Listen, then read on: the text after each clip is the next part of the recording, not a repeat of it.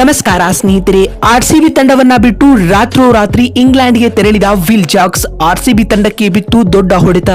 ಹಾಗಾದ್ರೆ ಸುದ್ದಿಯ ಸಂಪೂರ್ಣ ಮಾಹಿತಿ ಏನು? ಅಷ್ಟಕ್ಕೂ ರಾತ್ರೋರಾತ್ರಿ ಆರ್ಸಿಬಿ ತಂಡವನ್ನ ಬಿಟ್ಟು ವಿಲ್ ಜಾಕ್ಸ್ ಹೋಗಿದ್ದೇಕೆ ಗೊತ್ತಾ? ಹೀಗೆ ಇದರೆಲ್ಲದರ ಬಗ್ಗೆ ಇವತ್ತಿನ ಈ ಒಂದು ವಿಡಿಯೋದಲ್ಲಿ ತಿಳಿಸ್ಕೊಡ್ತಾ ಹೋಗ್ತೀನಿ.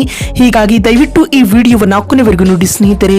ಆದ್ರೆ ಅದಕ್ಕಿಂತಲೂ ಮುನ್ನ ನೀವು ಕೂಡ ಆರ್ಸಿಬಿ ತಂಡದ ಅಪ್ಪಟ ಅಭಿಮಾನಿಗಳಾಗಿ ಈ ವಿಡಿಯೋವನ್ನ ನೋಡುತ್ತಿದ್ದರೆ ತಪ್ಪದೆ ಈ ಕೂಡಲೇ ಈ ವಿಡಿಯೋಗೊಂದು ಲೈಕ್ ಮಾಡಿ.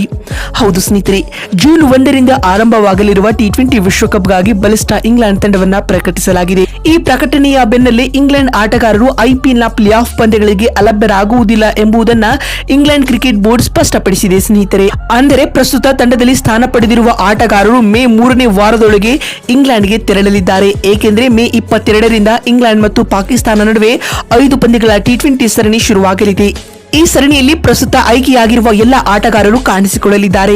ಹೀಗಾಗಿ ಐಪಿಎಲ್ ತಂಡದಲ್ಲಿರುವ ಇಂಗ್ಲೆಂಡ್ನ ಆಟಗಾರರು ಪ್ಲೇ ಆಫ್ ಹಂತದ ಪಂದ್ಯಗಳಿಗೆ ಅಲಭ್ಯರಾಗಲಿದ್ದಾರೆ. ಏಕೆಂದರೆ ಪ್ಲೇ ಆಫ್ ಹಂತದ ಪಂದ್ಯಗಳು ಮೇ 21ರಿಂದ ಶುರುವಾಗಲಿದೆ. ಇನ್ನು ಐಪಿಎಲ್ ನ ಫೈನಲ್ ಪಂದ್ಯ ಮೇ 26ರಂದು ನಡೆಯಲಿದ್ದು, ಹೀಗಾಗಿ ಐಪಿಎಲ್ ನ ಅಂತಿಮ ಹಂತದ ಪಂದ್ಯಗಳಿಗೆ ಇಂಗ್ಲೆಂಡ್ನ ಸ್ಟಾರ್ ಆಟಗಾರರು ಹಾಜರಾಗಿರುವುದಿಲ್ಲ ಸ್ನೇಹಿತರೆ.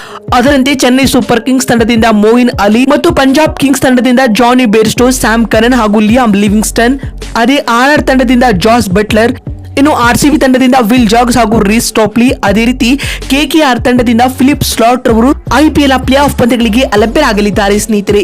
ಇದಲ್ಲದೆ ರಾಯಲ್ ಚಾಲೆಂಜರ್ಸ್ ಬೆಂಗಳೂರು ತಂಡವು ಸದ್ಯ ನಡೆಯುತ್ತಿರುವ ಐಪಿಎಲ್ ಟೂರ್ನಿಯಿಂದ ಪ್ಲೇ ಆಫ್ ನಿಂದ ಹೊರಬಿದ್ದಿಲ್ಲ ಸ್ನೇಹಿತರೆ, ಅದು ಕೂಡ ಅಧಿಕೃತವಾಗಿ. ಇನ್ ಕೇಸ್ ಆರ್ಸಿಬಿ ತಂಡವು ಪ್ಲೇ ಆಫ್ಗೆ ಎಂಟ್ರಿ ಕೊಟ್ಟಿದ್ದೇ ಆದಲ್ಲಿ ಆರ್ಸಿಬಿ ತಂಡಕ್ಕೆ ವಿಲ್ ಜಾಕ್ಸ್ ಇಲ್ಲದೆ ಇರುವುದು ಅತಿ ದೊಡ್ಡ ಆಘಾತವಾಗಿರಲಿದೆ ಅಂತಾನೆ ಹೇಳಬಹುದು. ಬಂಧುಗಳೇ, ನಿಮಗೇನನ್ಸುತ್ತದೆ? ಟಾಟಾ ಐಪಿಎಲ್ 2024ರಲ್ಲಿ ಆರ್ಸಿಬಿ ತಂಡವು ಪ್ಲೇ ಆಫ್ಗೆ ಎಂಟ್ರಿ ನೀಡಲಿದೆಯಾ ಅಥವಾ ಇಲ್ಲವಾ ಎನ್ನುವ ನಿಮ್ಮ ಅನಿಸಿಕೆ ಹಾಗೂ ಅಭಿಪ್ರಾಯಗಳನ್ನ ಕಾಮೆಂಟ್ ಮಾಡುವ ಮೂಲಕ ತಪ್ಪದೆ ತಿಳಿಸಿ. ಅದೇ ರೀತಿ ಇಂಗ್ಲೆಂಡ್ನ ಸ್ಟಾರ್ ಆಟಗಾರರ ಅಲಭ್ಯತೆಯು ಯಾವ ಫ್ರಾಂಚೈಸಿಗಳಿಗೆ ಯಾವ ರೀತಿಯಾಗಿ ಆಘಾತ ನೀಡಲಿದೆ ಅನ್ನೋದನ್ನ ಕಾದು ನೋಡೋಣ. ವಿಡಿಯೋವನ್ನ ಇಲ್ಲಿವರೆಗೂ ನೋಡಿದ್ದಕ್ಕಾಗಿ ಧನ್ಯವಾದಗಳು. ಮತ್ತೊಂದು ವಿಡಿಯೋದಲ್ಲಿ ಸಿಗ್ತೀನಿ. ಅಲ್ಲಿವರೆಗೂ ನಮಸ್ಕಾರ, ಧನ್ಯವಾದಗಳು ಸ್ನೇಹಿತರೆ.